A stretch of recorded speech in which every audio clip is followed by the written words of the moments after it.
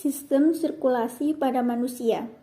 Sistem sirkulasi ini sendiri adalah suatu sistem yang memfasilitasi pertukaran zat-zat yang dibutuhkan tubuh dan zat-zat sisa metabolisme.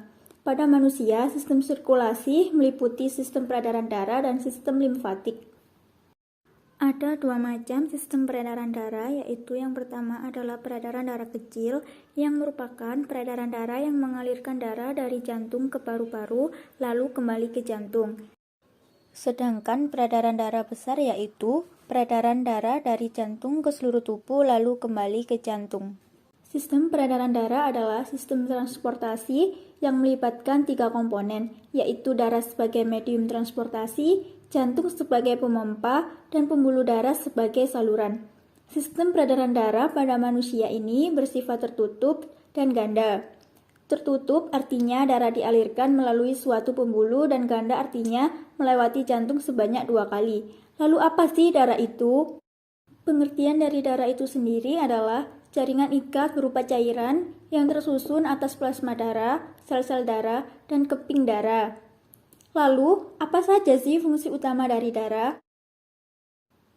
Fungsi darah ini sendiri ialah sebagai pengangkut oksigen dari paru-paru ke seluruh tubuh, mengangkut sari-sari makanan, mengangkut sisa-sisa metabolisme, mengatur pH dan suhu tubuh, dan melawan penyakit karena mampu menghasilkan antibodi. Ada dua penyusun jaringan darah, yaitu plasma darah dan sel-sel darah. Kadar plasma darah di dalam darah adalah 55% dan sisanya diisi oleh sel-sel darah. Yang pertama adalah plasma darah.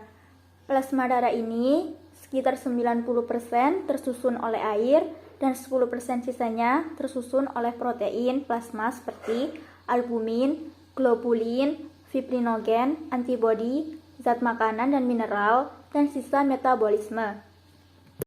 Adapun fungsi dari plasma darah adalah untuk mengatur tekanan osmotik, mengangkut sari-sari makanan, mengangkut sisa-sisa metabolisme, dan mengedarkan hormon untuk mengatur fungsi tubuh. Dan plasma darah ini tersusun oleh serum dan antibodi. Yang kedua adalah sel-sel darah. Sel darah adalah semua sel dalam skala bentuk yang secara normal ditemukan dalam darah. Sel-sel darah ini dibagi menjadi 3 kategori. Yang pertama adalah sel darah merah atau eritrosit yang berfungsi sebagai pengangkut oksigen.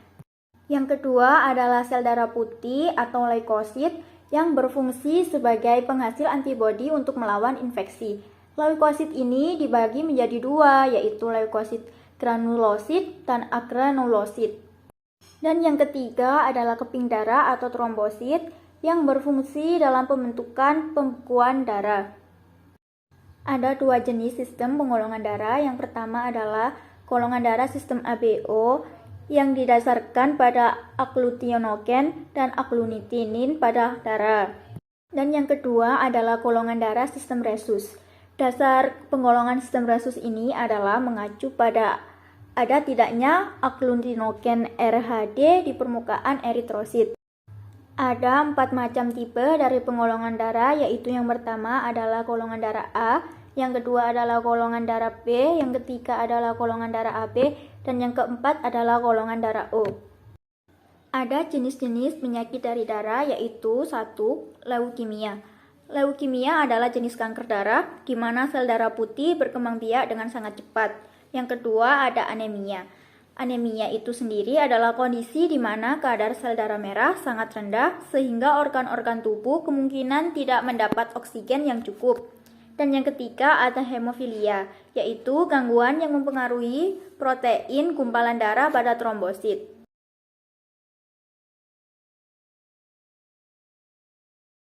Jantung terletak di rongga dada, besarnya sekepalan tangan kita. Diselimuti oleh suatu membran pelindung yang disebut perikardium. Dinding jantung terdiri atas otot jantung dan jaringan ikat padat yang membentuk suatu kerangka fibrosa. Nah, di dinding jantung itu ada 3 lapisan, yaitu pertama lapisan luar yang disebut dengan epikardium. Epikardium ini merupakan membran serosa tipis yang terdiri dari jaringan epitelium pipi. jaringan ikat longgar, dan jaringan lemak. 2. Lapisan tengahnya disebut dengan miokardium, terdiri dari jaringan otot jantung.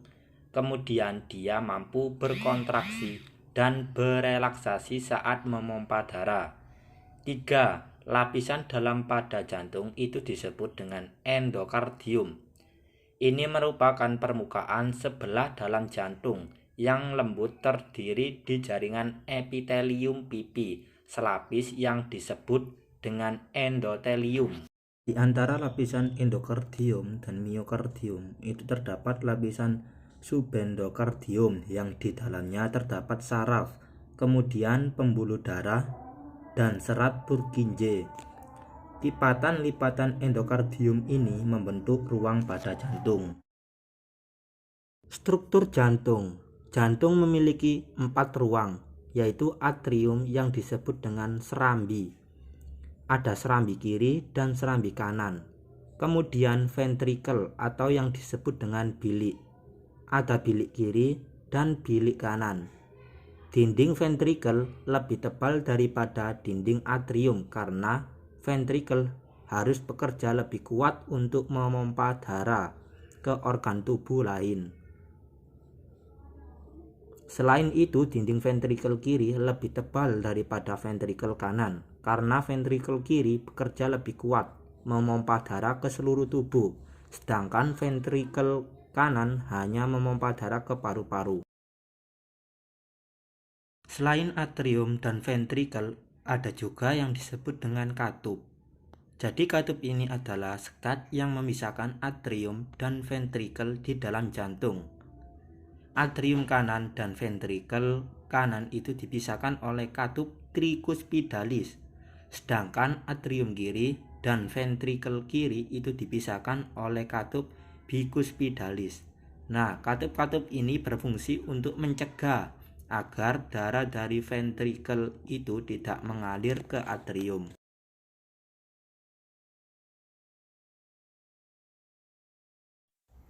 Oke, sekarang masuk ke pembuluh darah. Pembuluh darah adalah jalan bagi darah yang mengalir dari jantung ke jaringan tubuh atau sebaliknya. Nah, selanjutnya pembuluh darah ini juga terbagi menjadi 3 bagian, yaitu yang pertama pembuluh nadi atau arteri, yang kedua pembuluh balik atau vena, dan yang ketiga adalah pembuluh kapiler. Oke, mari kita bahas satu persatu. Yang pertama adalah pembuluh nadi atau yang disebut dengan arteri. Arteri ini merupakan pembuluh darah yang membawa darah keluar dari jantung. Selain itu juga ada yang disebut dengan aorta, yaitu arteri yang keluar dari ventrikel kiri. Aorta atau yang disebut juga arteri besar adalah pembuluh nadi utama yang bercabang-cabang menjadi arteri ke seluruh tubuh. Aorta ini mengalirkan darah yang kaya akan oksigen ke seluruh tubuh. Semua arteri ini mengalirkan darah yang kaya akan oksigen kecuali arteri pulmonalis. Karena arteri pulmonalis ini keluar dari ventrikel kanan dan bercabang menuju paru-paru kanan dan kiri, itu membawa darah yang kaya akan karbon dioksida dari jantung ke paru-paru. Sekarang pembuluh balik atau vena. Pembuluh balik atau vena merupakan pembuluh darah yang membawa darah kembali ke jantung. Nah, jadi umumnya vena ini mengalirkan darah yang kaya dengan karbon dioksida, kecuali vena pulmonalis. Karena vena pulmonalis ini membawa darah yang kaya dengan oksigen dari paru-paru ke atrium kiri jantung. Selain itu, ada juga vena cava. Vena cava ini merupakan pembuluh balik besar yang menjadi muara bagi cabang-cabang vena di seluruh tubuh. Nah, vena cava ini masuk ke atrium kanan jantung. Kemudian, vena cava ini terdiri dari vena cava superior dan vena cava inferior. Kalau vena cava superior itu menerima darah dari tubuh bagian atas sampai diafragma, kecuali dinding jantung. Sedangkan kalau vena cava inferior menerima darah dari tubuh bagian bawah sampai diafragma. Selanjutnya adalah pembuluh kapiler. Pembuluh kapiler ini merupakan pembuluh darah kecil yang mempunyai diameter kira-kira sebesar sel darah merah. Kapiler ini berasal dari percabangan dari arteri dan vena. Aorta itu bercabang-cabang menjadi arteri. Arteri bercabang-cabang menjadi arteriol. Arteriol bercabang-cabang menjadi kapiler. Itu pada arteri. Kemudian pada pembuluh balik vena cava. Vena cava bercabang-cabang menjadi vena. Vena bercabang-cabang menjadi venula. Dan venula bercabang-cabang menjadi kapiler.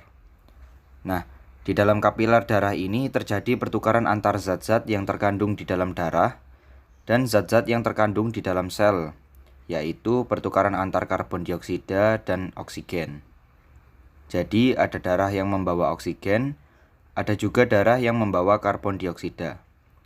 Darah yang membawa oksigen akan disebarkan ke seluruh tubuh, sedangkan darah yang membawa karbon dioksida akan dikeluarkan melalui hidung lewat paru-paru.